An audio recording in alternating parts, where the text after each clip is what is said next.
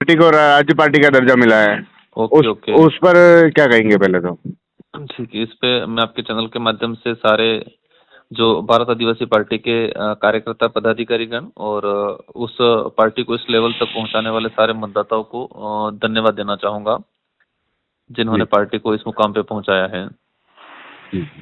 हाँ, और हमें जिस हमारी पार्टी की जो गाइडलाइन मतलब जो आइडियोलॉजी है और जो विचारधारा है उसको जनता ने एक्सेप्ट किया है लोकतंत्र के अंदर, और जितना तेज गति से ग्रोथ हुआ उस हिसाब से लगता है कि आने वाले समय के अंदर राजस्थान, मध्य प्रदेश, गुजरात और महाराष्ट्र और साथ ही छत्तीसगढ़, झारखंड और लगभग अधिकतर हम 10 से 15 राज्यों के अंदर हमारा पार्टी का अच्छा परफॉर्मेंस रहेगा भविष्य के अंदर। और हमें पूरा विश्वास है हमारी पार्टी की जो विचारधारा है उस पर कि जनता हम पे विश्वास करेगी और हमारे साथ डट के रहेगी।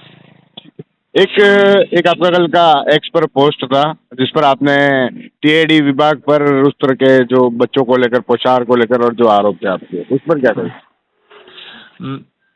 टीएडी विभाग के अंदर जो वर्तमान में हालात बने हुए हैं, मंत्री जी इस डिपार्टमेंट को या तो समझ ही नहीं पाए हैं या तो समझ पाए हैं तो करना नहीं चाहते हैं।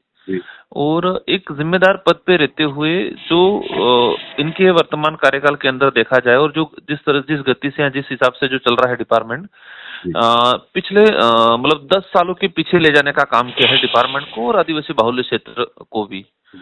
माँबाड़ी, आंगनबाड़ी और ये जो छात्रावास है उसमें पढ़ने वाले जो बच्चे हैं, उन बच्चे में कल परसों में गया था, कई केंद्रों पे गया था तो गए ही नहीं, बच्चे जा ही नहीं रहे, क्योंकि वहां पर न सामग्री मिली है, न पाठ्य पुस्तकें मिली है, न ही उनको खास सामग्री मिल पा रही है। और शिक्षा कर्मियों को इतना धमकाया जा रहा है कि तुम ओपन करोगे, तुम बोलोगे तो तुमको निकाल दिया जाएगा। शिक्षा कर्मियों का भी भुगतान नहीं आ रहा है। तो जिस तरह से ये डबल इंजन सरकार की दावा कर रहे हैं, टीएडी मंत्री जी भी कई बार कहते हैं उस इलाके के अंदर, उनको उनकी जिम्मेदारी का एहसास नहीं है। उनको एहसास होना चाहिए और इस डिपार्टमेंट की जो दुर्दशा वर्तमान में हुई है उसको सुधारने की जरूरत है। और जहां तक हमें जानकारी मिली है कि उनके चहेतों को टेंडर देने के चक्कर में ये सारा गोलमाल हो रहा है। मतलब एक बड़े लेवल पे भ्रष्टाचार करने की पूरी प्लानिंग की जा रही है और उसी का नतीजा ये है कि आज शिक्षा केंद्र सारे बंद होने की कगार पे पड़े हुए हैं। राजकुमार जी, लगातार जो बाबूलाल जी खराड़ी हैं, टीएडी मंत्री, आपके क्षेत्र में दौरा कर रहे हैं, फिर इस तरह की खामियां कहाँ हैं? अब उनका उद्देश्य जिस वे में चल रहे हैं, ये पार्टी प्रचारक के रूप में चल रहे हैं ये जी। उनको उनके डिपार्टमेंट का एहसास नहीं है, उनके पद का गरिमा नहीं है इनके पास, नहीं उनको उनकी जिम्मेदारियों का एहसास है। जी। हाँ, तो उनको ये समझने की जरूरत है कि जी किस पद पे बैठे हुए हैं। आज तक भी मुझे लगता है कि सपने में ही जी रहे, ऐसा लग रहा है उनका। हाँ, कि उनके पद का गरिमा और उनके जिम्मेदारियों का एहसास नहीं है उनको।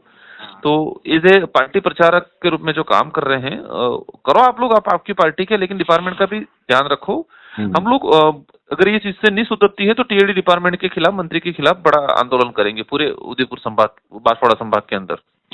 एक अभी दिल्ली में चुनाव चल रहे हैं, तो आपकी पार्टी की ओर से दिल्ली चुनाव में ऐसा कोई कदम हो या फिर किसी को समर्थन करने का हो? क्योंकि ना, बिल्कुल बिल्कुल नहीं। हमारा अभी किसी प्रकार कोई दिल्ली चुनाव में कोई इंटरेस्ट या किसी प्रकार का कोई नहीं रहेगा।